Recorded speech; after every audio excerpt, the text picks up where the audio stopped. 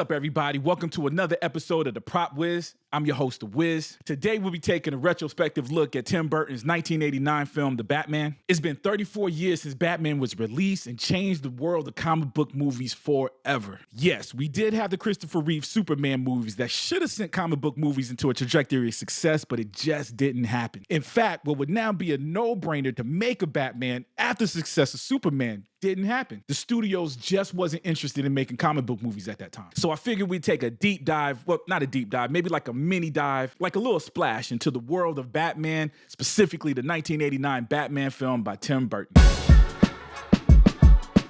The 10-year journey to bring Batman to the big screen started in 1979 when producers Benjamin Melnicker and Michael Oslin bought the film rights to Batman from DC Comics. Melnicker, Oslin. I'm sorry if I'm destroying you guys' names. Oslin, who had already reached some level of notoriety for creating the first accredited comic book course for Indiana University in 1971, was a primary driving force in making what he called the definitive, dark, serious version of Batman. He believed this would be taking it back to the original 1939 visions of creator Bob Kane and Bill Finger. In fact, after numerous studios turned down making Batman because they could only envision the campy 1960 TV series, it was Michael Oslin that wrote a script called The Return of the Batman that gave the industry a better idea of what they were trying to do. It's worth noting that Michael Olsen's script, Return of the Batman, predated The Dark Knight Returns by a few years. I say that to say, even though The Dark Knight Returns had some influence over the actual film of the Batman, that Olsen already had it in his mind to do a dark version of Batman way before The Dark Knight Returns and even The Killing Joke. The producer team of John Peters and Peter Guber joined Benjamin and Michael in getting the film developed. Eventually, Warner Brothers, the home of Superman movies, decided they would make the Batman movie. This is 1980, so they still had a 9-year journey to get this thing in theaters after WB showed some interest. During this time, Batman went through a couple of different scripts, all of which included Dick Grayson's Robin. Pushing towards the mid-80s, a $20 million budget was announced with a couple of directors and actors' names being thrown out there. WB had looked at both Joe Dante's and Ivan Reitman as top choices for the director role. Both directors had done some pretty big movies released in 1984, including Gremlins by Dante and Ghostbusters by Reitman. Now look, I love Ivan Reitman, man. I love the Ghostbuster movies, both Ghostbuster movies. But as much as I love Reitman, he just had the wrong idea about the Batman. He had planned on casting Bill Murray as Batman and Eddie Murphy as Robin. Now, there doesn't exist a world, a multiverse, where I probably would have loved seeing that on the screen, but not for the return of Batman on the big screen. We could have saved that for a little parody, a scary movie parody for later on down the road. Due to his directing and writing of the Swamp Thing movie, Wes Craven was the final director looked at before landing on the historic choice of Tim Burton. Now you look back on that decision thinking that Tim Burton did this dark tone comedy Beetlejuice, you might be able to tweak that into making a Batman movie. But the fact is, Beetlejuice isn't the reason why they chose him. It was actually Pee-wee's Big Adventure. In their defense, Batman wasn't officially greenlit for pre-production until the success of Beetlejuice. Okay, WB, you get a few points back. Burton approached Sam Hamm to write the screenplay, who was credited with doing something different with the origin. Until this point, all live-action superheroes, Superman on the big screen and Wonder Woman and the Hulk on the small screen, had their story start with the origin. Hamm decided not to make Batman about his origin and only addressed it in the flashbacks that connect directly to the story being told. Brilliant step that I appreciate because it allowed the movie to start showing Batman right from the jump. Superman's A+ casting was definitely an influence here with Jack Nicholson as the Joker, Billy D. Williams as Harvey Dent, and Jack Palance as crime boss Carl Grissom. Palance? I'm probably saying his name wrong. My dad's gonna be mad at me. He's a big fan of cowboy movies. Michael Keaton as Batman was the most controversial pick ever. Comic book fans went ballistic over this casting choice, sending in over 50,000 protest letters to Warner Brothers in protest. Keaton was chosen because of his performance in Clean and Sober. You gotta remember, Beetlejuice wasn't quite out yet, so most people at the time thought of films like Mr. Mom and Night Shift when they were thinking about Keaton. This unique protest against Michael Keaton led to the producers rushing a first trailer to be played ahead of movies during Christmas of 1988. The significance of this successful trailer is a video all to itself, but in short, Batman's trailer changed the game for movie trailers forever, as we can see even today how celebrated movie trailers are. People were buying tickets to movies they had no intentions of watching just to watch the Batman's crude trailer that was just a bunch of unconnected clips from a movie with absolutely no music behind it. I didn't see the movie trailer in the movie theater, but I did catch it on Entertainment Tonight. Now, I was never one of the doubters of this Batman movie, but I had only seen the 60s version, and I was lucky enough to see one of the 1940s serials. So that was my only vision of Batman, plus what we had in the comic book. So even though I didn't doubt it, seeing that trailer was just like, dude, I just never seen anything like that. The trailer did its job, though.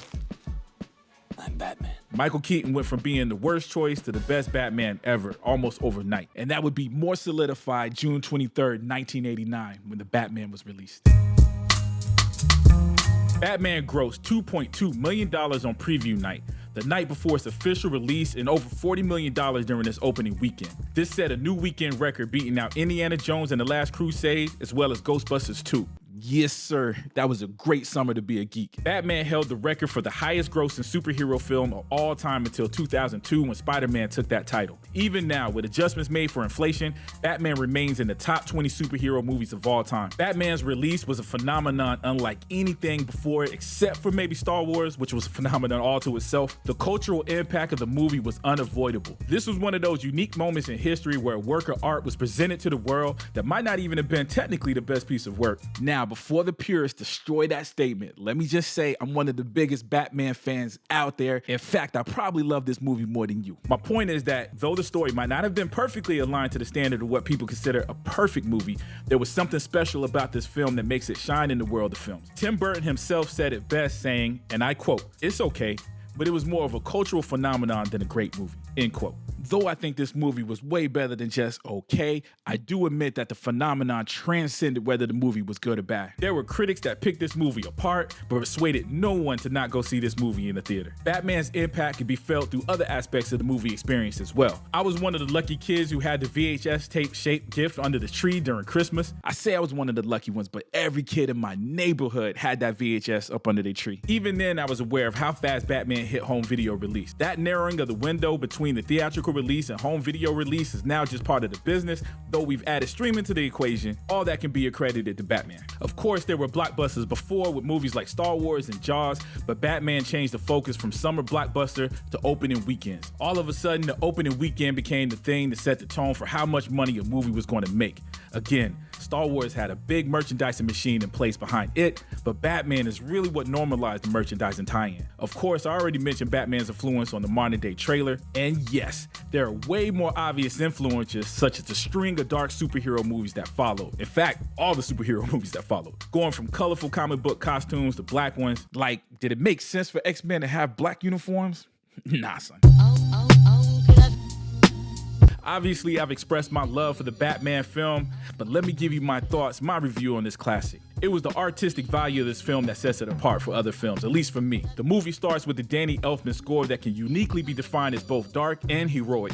Elfman's music somehow tells a story before the first frame of film is shown. The reveal of the Batman at the beginning sets the tone in a few different ways. One, how they use the darkness to blanket parts of Batman's costume, his face, and even the environment. It was just real cool how the visuals were when it came to that darkness. Like, you couldn't see his eyes at times, you couldn't see half of his face. Some of his costume was completely in darkness. It just added a level of mystery to the Batman. Two, the Batman's voice was established. I'm not going to kill you. I want you to do me a favor.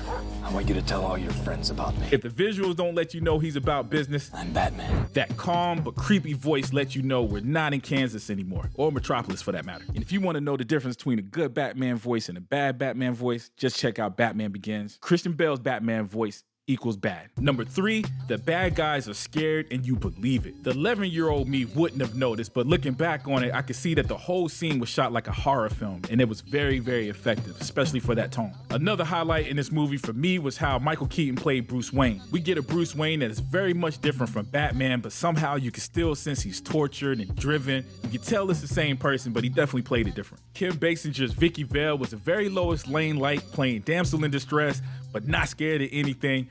Real cool mix, especially during that time. Jack Nicholson delivered a standout performance as the Joker, which was demanded since this movie was more of a Joker origin than a Batman. But they did wisely connect Batman's origin to the Joker. Acting, music, and overall production design made this just a beautiful movie. The building had a gothic Art Deco feel. The vehicles on the street of Gotham was from the 70s and early 80s. The people of Gotham dressed like they were from the 50s, and the bad guys were carrying around Tommy guns. All this created an environment that was both familiar and foreign and made Gotham become its own place that you believed exists. This also made that Batmobile stand out even more when it was racing down those streets. Okay, let's be real. The Batmobile scene in every single Batman movie ever is super dope. But this was the first one, the one that set the tone. This was the first one on the big movie screen that set the tone. This creative, artistic beast of a movie makes it difficult to compare to much more grounded The Batman by Matt Reeves, or even less to the ultra-realistic Dark Knight series by Christopher Nolan. The imagery that we got from Tim Burton's Batman alone is something to marvel at. Any still frame of Batman from that movie could easily be a cinematic poster on your wall right now. Burton's direction of Batman is what made this film a timeless classic that still holds a place in my heart, even amongst this now crowded comic book movie world that we live in today. It's real obvious that Tim Burton was a fan of the Universal monster movies from back in the day. It's just real similar how they portrayed these larger-than-life characters, the capes, the coolness of the characters, on top of the artistic value of how they framed each shot, and of course, the beautiful music, the orchestra music was very, very similar to what Danny Elfman did here. Wouldn't have happened without Tim Burton.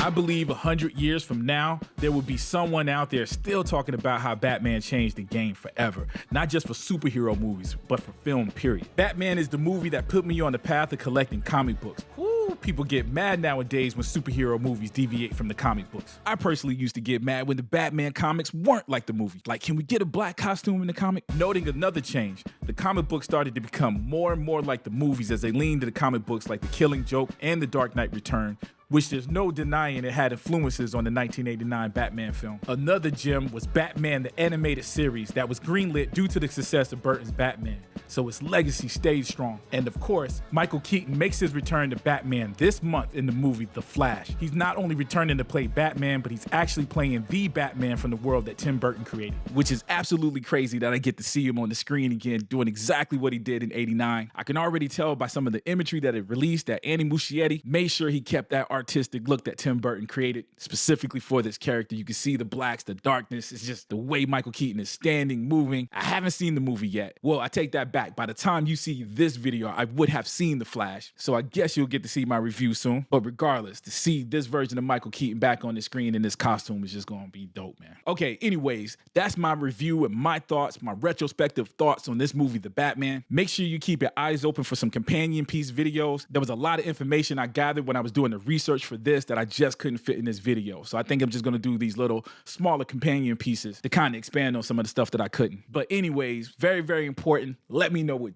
you guys think. Did you see this when it was first released? Did you see it later on in life? Did you like it as much as I did? If you didn't, why didn't you? Let me know what's up in the comment section. Also, if you did like this video, make sure you hit that like button. And if you haven't already, please subscribe. And as always, I love you guys to death, and I'll check you out next time, all right?